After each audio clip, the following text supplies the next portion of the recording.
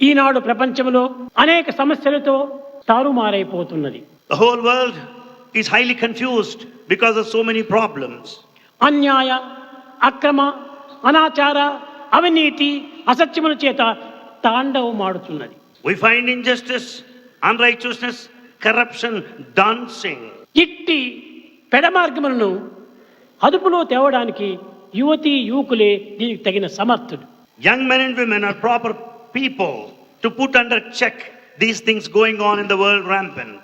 మానవుని యందు నీతిని పోషించుకున్నప్పుడే సమత్వము, స్వేచ్ఛ, సోదరత్వము అభివృద్ధి అవుతుంది. When once we uphold morality, there can be equality, the freedom and fraternity.